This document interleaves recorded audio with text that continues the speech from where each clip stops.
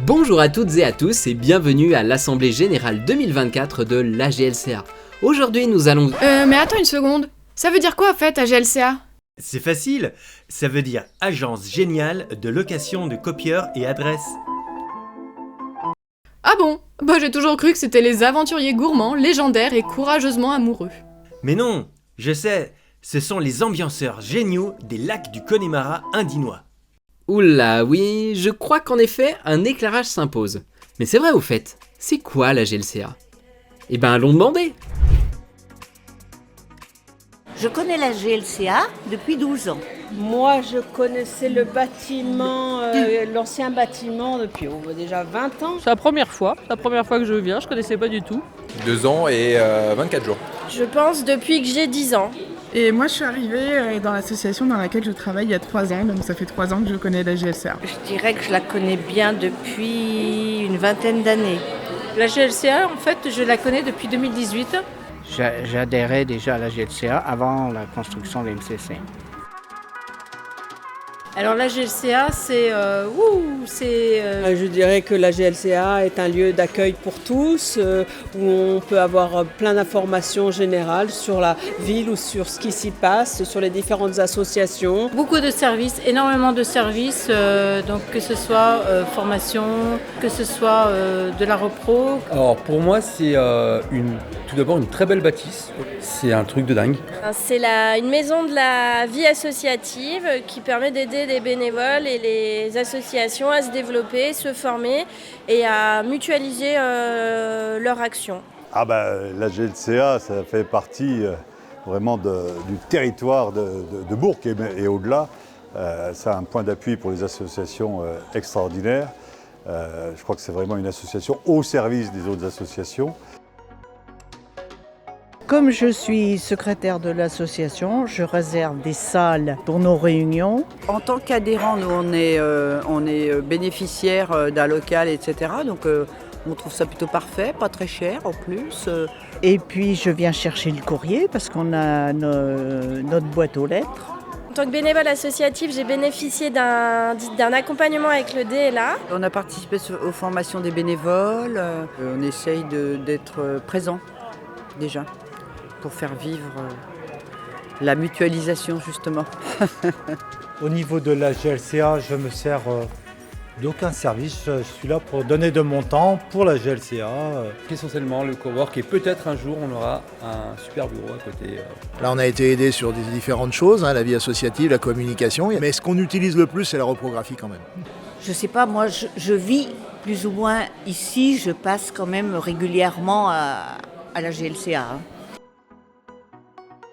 Elle a beaucoup évolué, pas dans le bon sens, parce qu'elle est très ouverte à tout le monde. C'est vraiment très bien, ne serait-ce qu'au niveau du bâtiment, ce nouveau bâtiment est confort, tout en bois, très agréable, écologique. Le fait de venir dans ce nouveau bâtiment, je trouve que ça a vraiment donné un coup de neuf, c'est certain. Le fait qu'elle soit coloc avec la MJC et Altex, ça permet aussi de développer plein de projets plus culturels et scientifiques. Donc moi je trouve qu'elle grandit et qu'elle évolue. Ça a permis aussi peut-être d'élargir la vision qu'on pouvait avoir de la GLCA. Parce que cette maison de la culture et de la citoyenneté, en fait le mot culture et citoyenneté sont vraiment révélateurs de ce qu'elle représente. Même si elle n'était pas belle comme elle est aujourd'hui, elle me plaisait bien avant dans les anciens locaux. Elle était sympathique. C'était moche, mais il y avait une vraie âme. Ce que moi je peux constater, c'est qu'il y a de plus en plus d'accessibilité qui est mise en place pour les personnes sourdes et malentendantes. Elle commence à développer l'accessibilité pour les personnes sourdes, par exemple en ayant des interprètes. Donc ça c'est déjà un point qui s'améliore. Nouvel équipement, mais aussi dynamisme, beaucoup plus de jeunes dans l'équipe de salariés. Tout ça contribue au rayonnement et à l'accompagnement de la vie associative. On va dire quelque part qu'elle s'est professionnalisée, parce qu'avant c'était de l'artisanat et maintenant on arrive à avoir des réponses bien plus conséquentes et bien plus intéressantes. Oui. J'ai entendu tout à l'heure à l'Assemblée Générale Carrefour. Ça désigne bien la GLCA. Moi, c'est les gens, la convivialité. L'accueil de tout le monde. Quand nous arrivons ici, c'est toujours le sourire, la convivialité, l'écoute et le service. Le service. Ce que j'aime à la GLCA, c'est l'ambiance qui est assez conviviale et chaleureuse. À chaque fois qu'on vient, on sait qu'on va toujours trouver quelqu'un qui a le sourire et c'est ça qui fait plaisir. Moi, j'ai toujours trouvé sympa la GLCA. Ouais, bah oui. Quand je viens, on est toujours très bien accueillis au sein du tiers-lieu, et notamment par Yacine, parce que du coup, j'accède directement au tiers-lieu, et toute l'équipe aussi. Hein. D'abord, il y a Yacine qui dit « Ah, bonjour Madame Cinémateur », puis il gueule très très fort. Enfin voilà, il faut vraiment venir à la GLCA et c'est vraiment top. La GLCA, c'est un centre ressource pour la vie associative et l'économie sociale et solidaire dans l'Ain. Concrètement, c'est un super lieu pour les associations et les porteurs de projets du territoire. On y trouve tout plein de services super utiles pour faire vivre son activité. Et Tony, tu nous en dis plus ? Il reste disponible la salle SR4, la salle SR5. Si vous avez d'autres questions, n'hésitez pas. Bonne journée, au revoir. Donc bonjour, Tony Bureau-Pouget, donc responsable du service accueil et location de salle. Notre équipe est composée de 5 personnes en tout, Zora, Naïla, Séverine, Shaima et moi-même. Nous assurons l'accueil du public et en même temps donc la gestion des locations de salles à la MCC, mais aussi les salles de quartier. Nous proposons également un service de mise à disposition de boîtes aux lettres. Nous avons un peu plus de 300 boîtes aux lettres actuellement, occupées par des associations. Il y a également à disposition un espace de coworking. Espace de coworking, espace de travail ouvert à tout le monde, privé, personnel, association, entrepreneuriat. Ils viennent louer un espace de travail pour être au calme, tranquille, avoir une bonne connexion Internet en fibre. Pourquoi pas rencontrer du monde aussi, partager des projets et puis boire un petit café, débattre, parler autour d'un petit café, thé, chocolat offert par la GLCA. Là, actuellement, je suis là au moins 3-4 fois par semaine. Je trouve que c'est un véritable vivier, qu'il y a beaucoup de choses qui se font ici, beaucoup d'activités et qu'on rencontre beaucoup de personnes aussi qui sont dans le même état d'esprit que vous. Donc c'est un moteur. Sur le plan matériel, il y a tout ce qu'il faut, les gens sont agréables, et que surtout qu'on peut être accompagné, aidé dans le montage de ces projets. Nous accueillons aussi des étudiants gratuitement. Pour l'année 2023, ça a été un succès parce qu'on a eu énormément d'étudiants dans tous les domaines, que ce soit sage-femme, que ce soit futur éducateur. Nous proposons aussi un service de photocopie pour réaliser des flyers, des affiches, des dossiers, des rapports d'activités. On s'adapte. Que ce soit des petites quantités ou des grosses quantités, on a un tarif très intéressant. Moi, j'aime bien le côté repro. Je viens ici, j'ai les conseils de techniciens, j'ai la qualité des documents, ça c'est très intéressant. Nous, à l'accueil, nous rencontrons souvent un profil de personnes qui viennent un peu ici par hasard, ne serait-ce que des fois c'est un bâtiment traversant, ils vont prendre le temps de s'arrêter et demander un petit peu ce qui s'y passe. Donc, c'est à ce moment-là qu'on leur explique qu'il y a 3 structures, donc la MJC, Altec et la GLCA. Il peut y avoir aussi des gens qui viennent pour une réunion, une assemblée générale, et qui là découvrent ou rencontrent d'autres gens avec qui ils discutent et découvrent ce pourquoi les autres personnes sont là. Donc il y a une richesse au niveau échange et de tous les publics qui peuvent se croiser. Les gens viennent, osent entrer et s'approprient le bâtiment par la suite. Et c'est bien. Moi, j'ai toujours dans la mission d'accueil le sens du service rendu. On va nous demander un ciseau, on va nous demander un bout de scotch, on va nous demander... Enfin voilà, on est sollicité pour à peu près des petites bricoles, mais qui permettent souvent de rendre la réunion, la journée, soit d'un bénévole ou etc., plus facile, être facilitateur. Mes collègues se joignent à moi et en leur nom, tenant à faire passer le message que nous sommes là pour vous accueillir avec plaisir et toujours avec le sourire. La GLCA, c'est aussi une structure d'accompagnement. L'idée, c'est de rendre le quotidien des associations, des entrepreneurs, des bénévoles et des porteurs de projets un peu plus facile. Que vous puissiez trouver des réponses à vos questions, vous former, échanger. Bref, Marine vous expliquera ça beaucoup mieux que moi. Bonjour, Marine Adam, chargée de point d'appui à la vie associative et à l'ESS, l'économie sociale et solidaire. DLA, ça veut dire dispositif local d'accompagnement. Qui est un dispositif national qui permet d'aider les associations et les coopératives si elles sont employeuses. C'est pour développer l'emploi, maintenir l'emploi ou améliorer la qualité des emplois dans les assos et les coopératives. On va pouvoir faire avec eux un diagnostic partagé, donc on va aller vraiment s'immerger dans la structure et faire avec elles un diagnostic de ce qu'elles sont en train de vivre et des problématiques qu'elles rencontrent. Et en fait, de ces problématiques, on va pouvoir lever différentes actions, un plan d'accompagnement et on va faire venir un intervenant extérieur pour pouvoir les aider à travailler avec elles les problématiques qu'elles rencontrent. Ce qui me plaît le plus, c'est le sens que ça a en fait, de pouvoir accompagner des structures, des humains, des associations qui ont des projets en fait que je trouve porteurs de sens, que je trouve utiles pour le territoire. Et du coup, moi, ça me plaît de pouvoir les accompagner.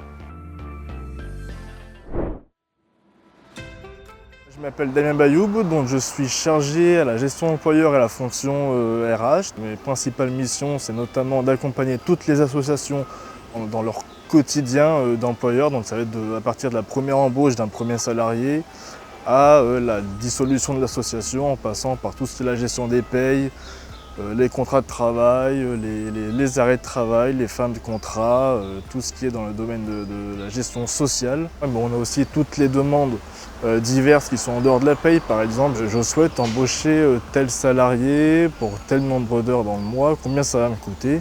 On a la partie gestion traitement du bulletin et la partie accompagnement. On va plus être pas des conseillers, mais un support pour les associations pour qu'elles puissent effectuer toutes les démarches nécessaires sans entrer en conflit avec leurs salariés. Le point asso, en fait, c'est l'endroit, donc que ce soit par téléphone, par mail ou en présentiel, où on peut poser toutes ces questions sur la vie associative.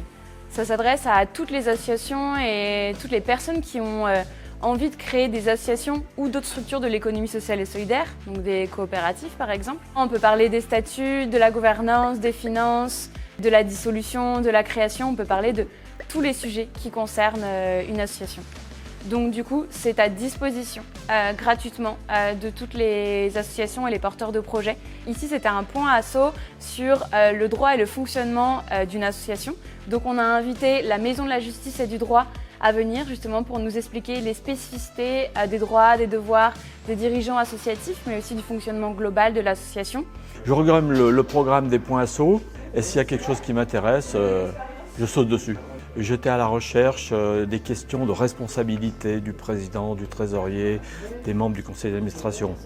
Parce que ces questions de responsabilité, on n'a pas l'habitude de les aborder fréquemment dans la vie d'une assoce.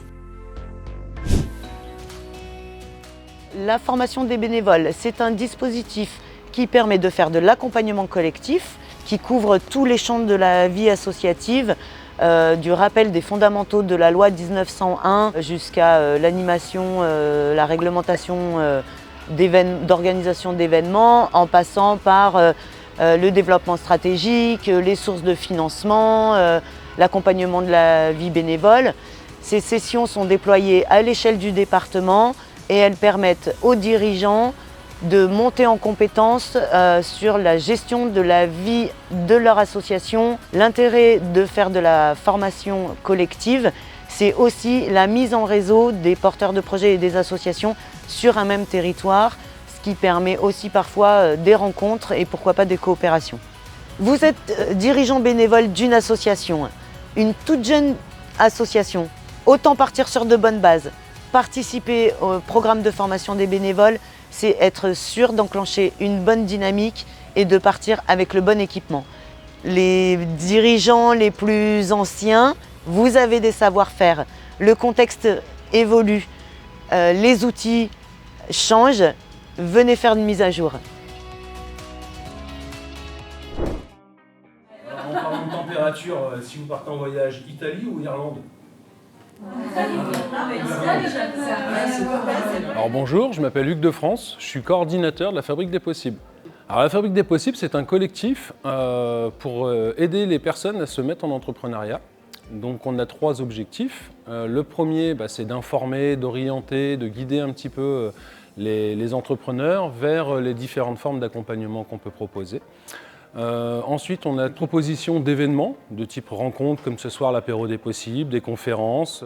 Et puis la troisième action forte qu'on a démarrée aujourd'hui, qui est le programme d'accompagnement, où donc là on accompagne 6 porteurs et porteuses de projets pour leur donner les clés justement pour démarrer leur entreprise avec les bons outils. On va aider des personnes à partir depuis leur idée, depuis la structuration de l'idée, jusqu'à la phase de « ça y est, je peux me lancer ». Donc dans ce programme, on a à peu près une petite vingtaine de modules autour de tout ce qui est la structuration de l'idée.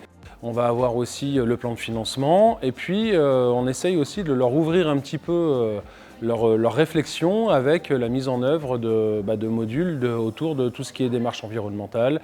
Le modèle économique, c'est quoi? C'est tout ce que vous allez mettre en place, les actions, les liens pour faire fonctionner la machine, pour faire fonctionner votre activité et la pérenniser. Leurs attentes, leurs comportements, etc. Quelle est votre cible? Est-ce que vous avez tous identifié votre cible?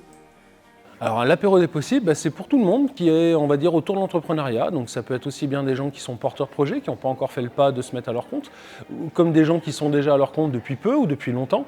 Mais l'idée, c'est de créer un lieu de rencontre, un lieu de lien et d'échange. Alors on l'organise de manière un petit peu ludique, avec un côté justement présentation par un expert d'un domaine. Ce soir, on avait une intervention de Julie autour de la communication. Et ensuite, on crée un espace d'échange à travers un petit buffet où les gens puissent justement échanger, discuter entre ceux qui se sont mis à leur compte, ceux qui ne le sont pas encore, qui puissent se dire « Ah bah moi, ça a été difficile sur ça » ou au contraire, là-dessus, ça a été super de pouvoir être accompagné ou pas. Enfin bon, voilà, c'est que les gens puissent créer de l'échange, créer du lien, de manière à aussi fédérer un peu les énergies du territoire à faire ensemble. Et même si c'est des entrepreneurs individuels, on croit vraiment que l'union fait la force et qu'en se mettant ensemble, en cohérence, en cohésion et tout ça, on peut amener vraiment du plus et que ça peut permettre aux uns et aux autres déjà de ne pas être tout seul et aussi de réussir vraiment leur projet, de trouver des nouveaux partenaires, des nouvelles interactions. La GLCA, c'est aussi une structure de territoire qui cherche à faire rayonner les valeurs du monde associatif et celles de l'ESS au travers de projets éducatifs, culturels ou même artistiques, et aussi au travers de partenariats riches de sens. Je vous en dirai bien plus, mais chut, c'est l'heure de l'enregistrement.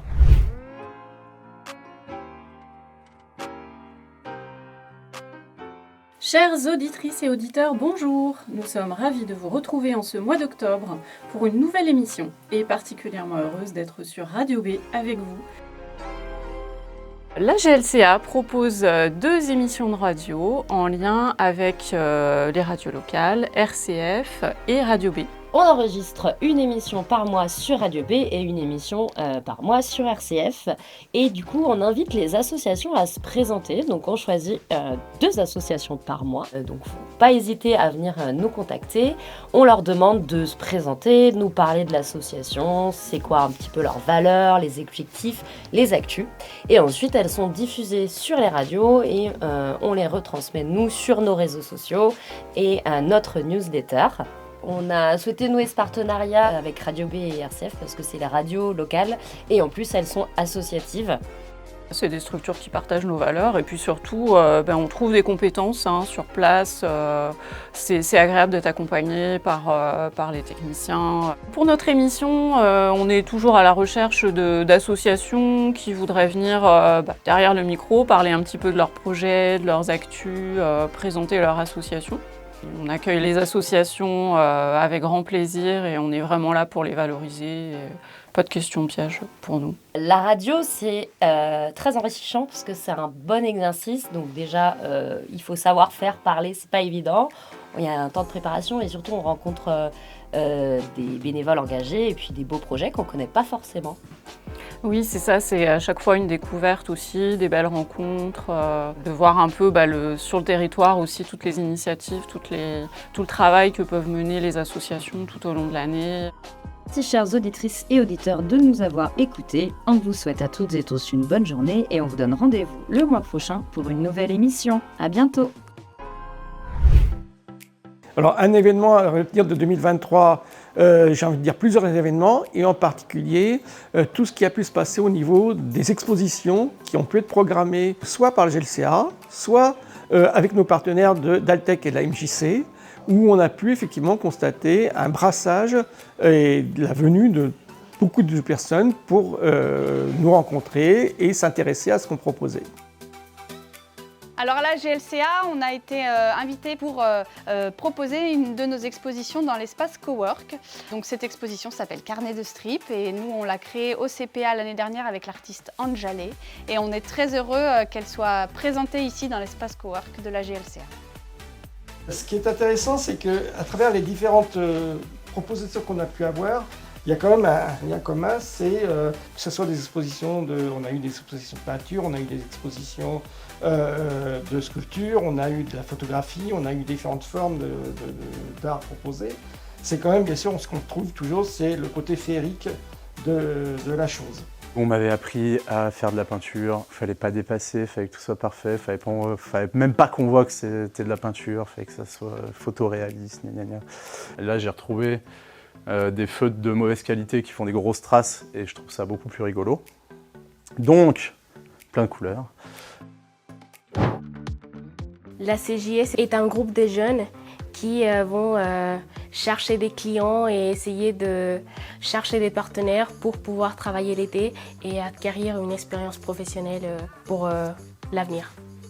On crée notre propre entreprise, donc du coup on développe des compétences pour plus tard qui nous serviront toujours en vrai. Et ce qui est intéressant dans ce projet, c'est que nous, on leur donne un petit peu les clés, différentes compétences, mais qu'après, c'est eux qui prennent des décisions ensemble. L'idée, c'est qu'ils deviennent de plus en plus autonomes et qu'ils prennent aussi confiance finalement dans toutes les capacités qu'ils ont déjà, parce qu'ils en ont plein, et qu'ils se responsabilisent, voilà, qu'ils apprennent à parler à l'oral, à parler avec des clients, toutes ces choses-là. On a trouvé un nom pour notre entreprise cette année, c'était Entre Cop, donc entre copains. Voilà, donc c'est un peu un jeu de mots. On a travaillé avec Bourg Habitat, donc c'était plutôt du nettoyage. On a nettoyé des portes des garages, on a nettoyé des halls d'entrée. Et sinon, avec Dynacité, donc un autre de nos partenaires, ils nous ont donné la mission de réaménager un d'espace un de ces lotissements. Donc on a essayé de chercher des plantes, on a fait du jardinage, c'était vraiment cool. Le fait d'avoir une expérience autre, différente, franchement, ça change les idées et rencontrer de nouvelles personnes et apprendre de nouvelles choses. Enfin, ça, c'est franchement incroyable parce que c'est pas pareil qu'à l'école. C'était chouette, là on s'entend bien, on a tout un bon feeling entre nous, donc ça va. Ouais, vraiment, c'était l'ambiance qui était vraiment bien parce qu'on travaillait, mais c'était toujours dans la bonne humeur. Et, on peut gagner aussi un peu d'argent de poche, mine de rien, et je pense que ça peut aider, notamment pour le permis et tout. Franchement, c'était une expérience incroyable et vraiment, on a fait de notre mieux, on a fait tout ce qu'on pouvait. Donc franchement, je pense qu'il y a que du positif. Aujourd'hui, du coup, je suis avec ma collègue Marine au quartier de la Croix-Blanche. L'idée, c'est qu'on vienne un petit peu discuter avec les habitants du quartier, notamment des jeunes, pour leur parler de notions comme l'incitation à l'engagement, pourquoi pas créer un projet, développer un projet dans son quartier et du coup peut-être générer des envies de développer des projets en collectif ou pas et pouvoir les accompagner là-dessus.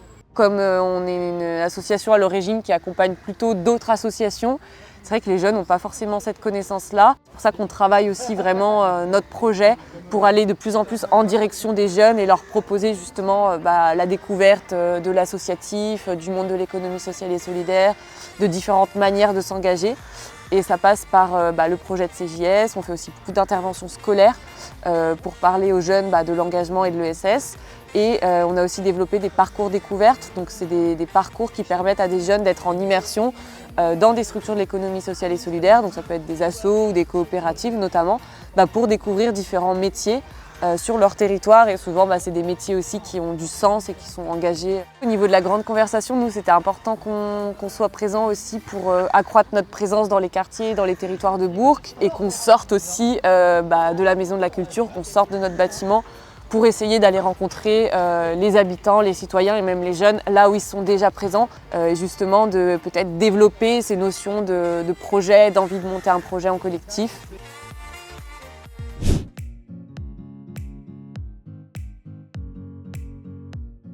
C'est la MCC en fait. Donc la MCC, donc c'est le lieu, et la MCC parce qu'en fait il y a la GLCA, la MJC et Altec. On a décidé d'organiser cet événement ensemble, mais on a aussi invité d'autres associations hébergées à venir présenter des activités. C'est le premier un peu événement qu'on co-organise ensemble.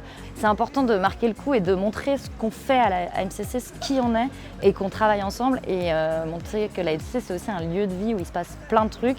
Et aujourd'hui il y a plein de monde de tout horizon, pas forcément des gens qui sont nos personnes qui viennent, nos clients, nos consommateurs, nos usagers, et du coup on est très contents. Bonjour, je veux du popcorn. Voilà, j'aide bénévolement l'Urapeda pour venir tenir le bar en langue des signes. Et puis, comme je suis sourde et que j'ai une identité sourde, c'est vrai que j'aime bien échanger et puis transmettre mes connaissances aux personnes entendantes. Donc voilà, si vous voulez essayer de communiquer, il n'y a pas de souci. Nous interrompons votre programme avec une courte page de publicité. Sérieux? Même ici? Bah vous croyez quoi? Le buffet, il est pas gratuit.